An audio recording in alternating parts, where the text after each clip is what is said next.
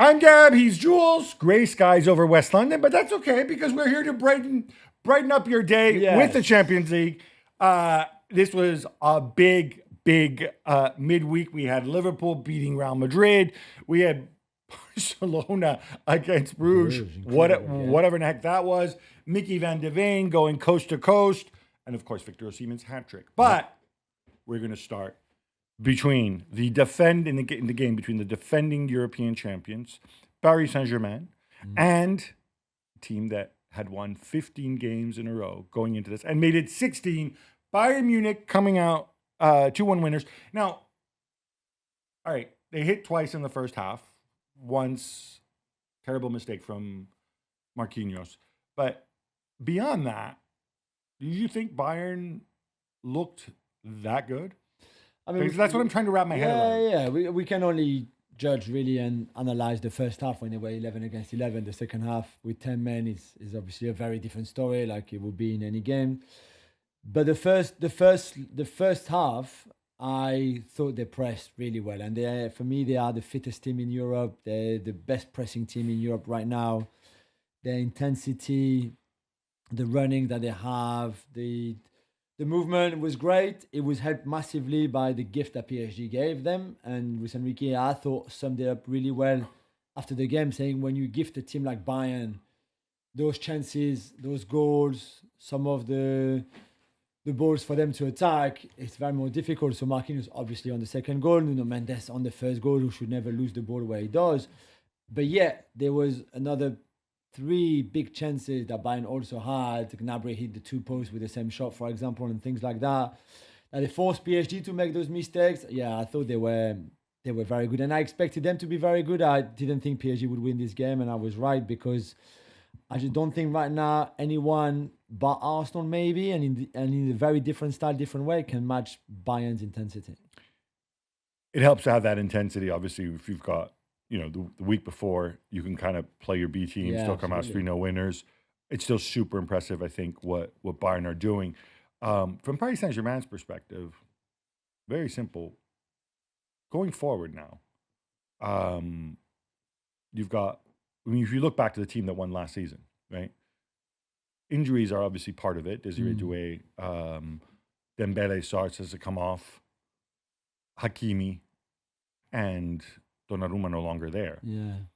I mean, that's more than a third of the team and that. Nuno Mendes as well. And Nuno Mendes now. Yeah. That's only half the team that won the. When we think of the European, they won the Champions League. That's the team that did it. Yeah. That is a lot. Yeah, it is a lot. And I think you can have injuries. Everybody will have injuries through the season.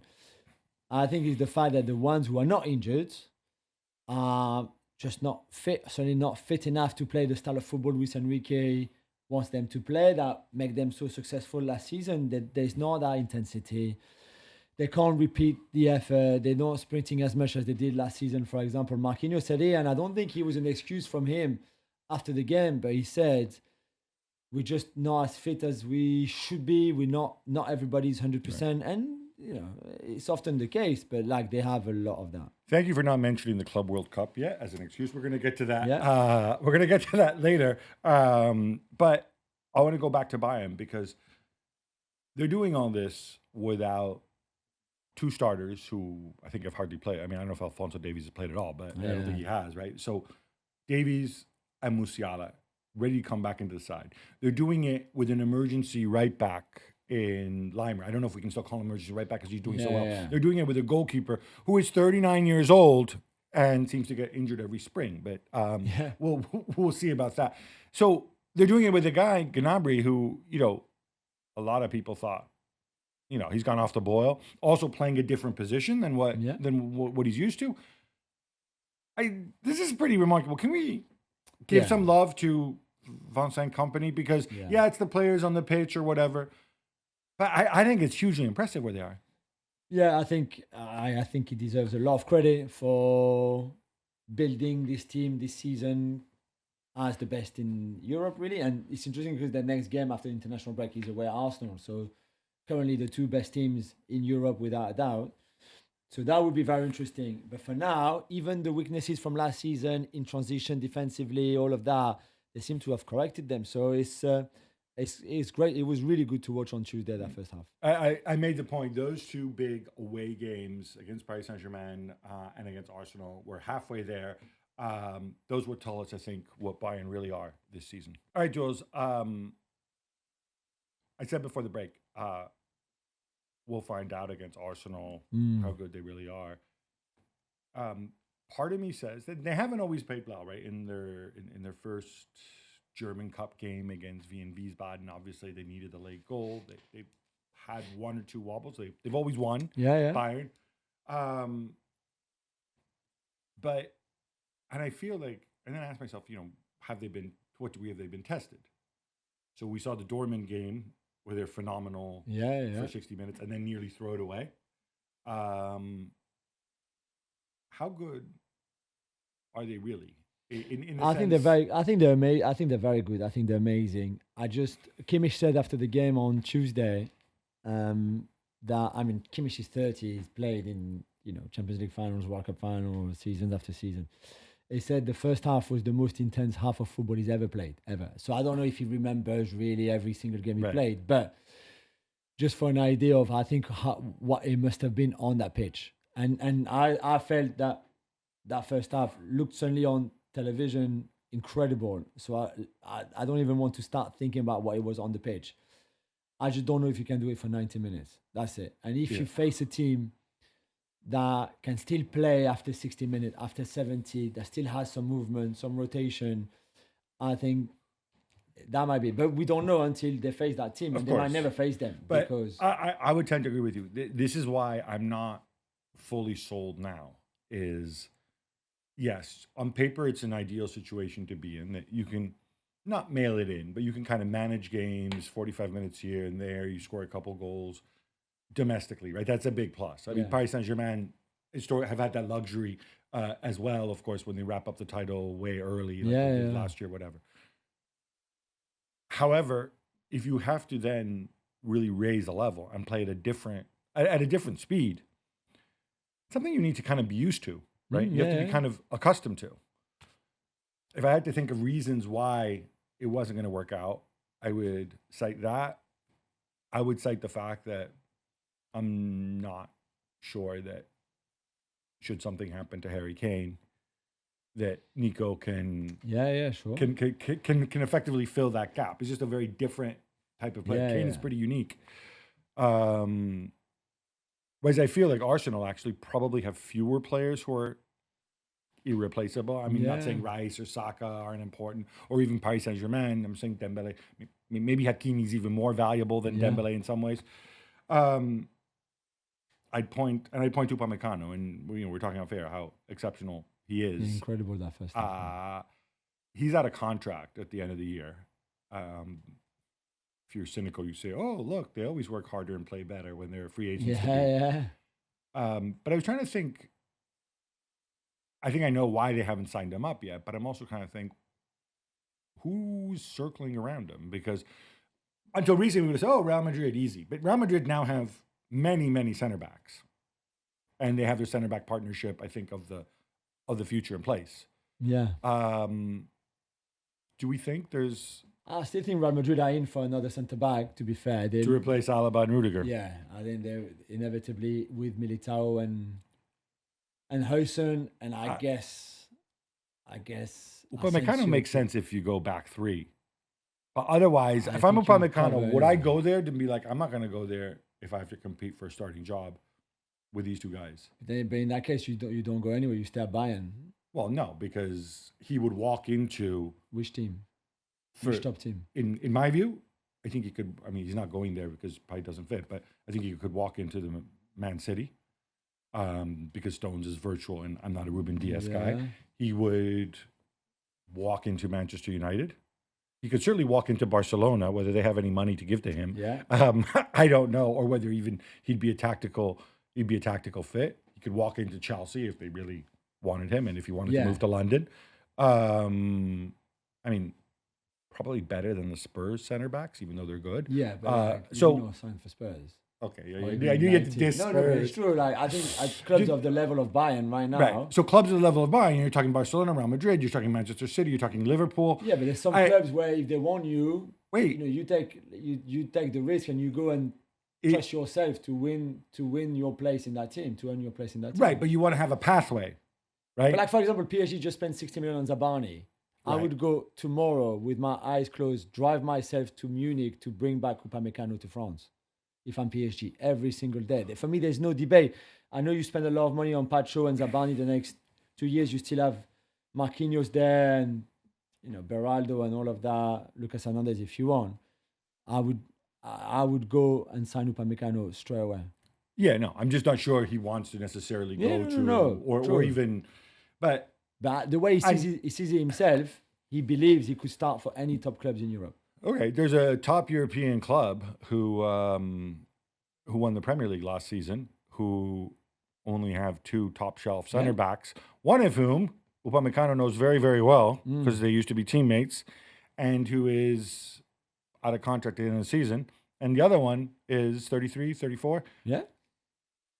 Can you Again, imagine? if you're Liverpool, I mean, there's also Gay as a free agent in the summer, as we know. Right. But yeah, I think that's Sign them both. You're going to have to, if Konate doesn't extend. yeah. I mean, if you lose Konate anyway, it's even more. They need one now anyway. What was I think super cool really in this game too, and it has happened before. I'm not saying that it never happens, and they will play each other. They will play against each other again, I'm sure, in the future, unless Upamecano comes to PSG. But Ousmane Dembele and Dayo Upamecano grew up on the same council estate in Évreux, literally across the street from each other. Dembele's block of flat. From his window, you could see Upamecano's block of flat. And Upamecano is obviously a bit younger, so they never played with each other in the Évreux youth teams. But they grew up together, even with the age difference, played together on the concrete little pitch that they had between the two blocks of flat. And to see them facing each other in a Champions League game 20 years later, really, it's quite incredible. So I know they play for France together, but it's always funny when those kind of people who have a friendship since they were 5 years old face each other in real life as a pro in that kind of like. This is your attempt to recruit Dio to. Yeah, no, I'm just saying he knows what I think of him anyway, and how much I would love him in Paris. But I want to move on to the big talking point on the pitch was the Diaz Hakimi tackle. I thought it was a straight red. I don't know that there's any debate. I don't think he's trying to injure him. No, but it is. He comes in hard, and he comes in. And in the end, it ends up in a scissors motion. And I thought it could have actually been far worse. When I first saw his ankle buckling that, I thought season over. But it's not season over. No, it's 6 weeks, maybe a little bit more, depending on how the ankle kind of recovers. There's no surgery, which is a good thing. It's a very severe strain. I think everybody got really scared. The thing I would say as well is, I mean, wingers and forwards should never tackle because they just don't know how to start with. Secondly, it looked like the Bayern players were complaining about the red card, and we've said it before. And I know on the pitch, there's the heat of the moment, all the adrenaline, you're in your game. It was an incredible first half. You're 2-0 up. Don't assume this is not a foul. Don't go to the referee and say, why? How come it's a red card? It's never a red card, because you don't know. If you're Kimmich, Pavlovic was like literally shouting at the referee, this should not be, this is not a red card. It's not. When you don't know, you haven't seen it again like we have, like the referee has. So I just felt like Hakimi was on the floor crying. His ankle, you could see it turned badly. And Bayern Munich players were still arguing with the ref that it should not have been a red. And I was like, come on. Company drew a comparison to the tackle that the Musiala Club World Cup. With Donnarumma, And it's the same. And to me, there's the similarity is you've got a player who's down, like in pain. And at the time, like I said, the way his ankle turns, I mean, actually, it's not often you see a player actually crying on the pitch. Again, I know there's the adrenaline, but to have this preoccupation all of a sudden of trying to get in there and stuff when it goes to VAR, because obviously it was a yellow at first, and then it got upgraded. Yeah. I'm like, bro, he's gone to see the stream. You haven't. Pavlovic, I know. You know. I just don't understand. I know some. Remember how you felt when Musiala went Yeah, down. exactly. That's- And I know some players sometimes go on the ground and like pretend they Yeah. super hurt, and they know. I get that. So I know that, but yeah, I thought this was a bit misjudged really for some of the Bayern fans. I want to fans. go back to this, and obviously the Club World Cup has been cited time and again by Luis Enrique as maybe one of the reasons behind Paris Saint-Germain's lack of fitness. Now, obviously, the counter argument to that is, hey, look, Bayern were at the Club World Cup as well, and But not they as won far. every game this season. No, But it's they played fine. 2 more games. Yeah, but that That's was 1 week. Okay. Yeah, a little bit more than a week. Real Madrid were there too, and of course they lead the league in La Liga. But what I find interesting is, could it be that I'm just throwing this out there, right? So preoccupied by the Club World Cup and the lack of training days, whatever it was, 11, 7, however many, right? Yeah. He took this, as we've told you on the show, right? At the start of the season, he says, okay, I'm going to treat the first 3 weeks like preseason. So I'm going to rotate players. We're going to treat these as preseason, and we're going to adjust our workloads accordingly. Yeah.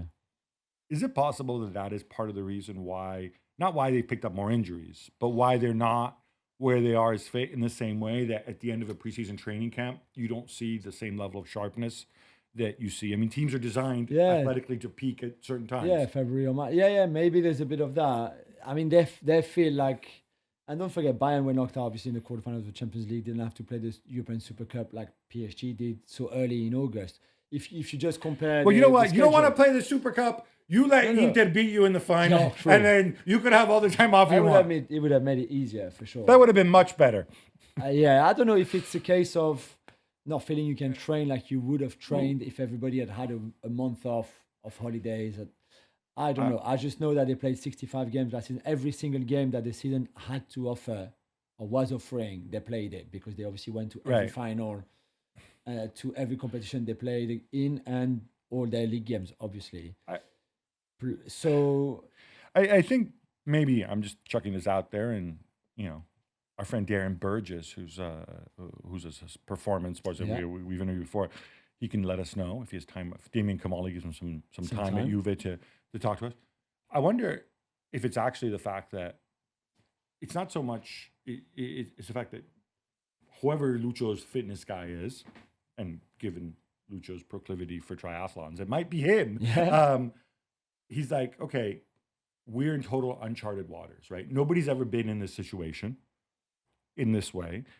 What is the right plan for it? We don't know, because we don't have a history of saying, okay, this is the best practice, right? We're going to make our best guess, and we're going to learn from it. And then maybe going forward, we can manage it. We can manage it differently. I'm just chucking it out there. And I think it's just a lot more complex and nuanced. Yeah, Instead of saying exactly. like, oh, Club World Cup, so that's why he's hurt. Yeah, it's just a bit of everything, really. But it was a very long season, and the new one started shortly after the long one finished. And I think that takes its toll. There might be other things. Dembele is a strange one. I think there's also some sort of decompression, surely, physically, mentally, after a long season where you win everything, especially the one that everybody's been waiting for so long. I think, I'm not saying that they lose a bit of hunger, or maybe they do, but certainly your body probably shuts down a little bit like it shouldn't. And that's why players or sports people always say the hardest one really to stay at the top, because I think there's a lot of that going on in your heads physically too. And I think that's also what they're going through right now.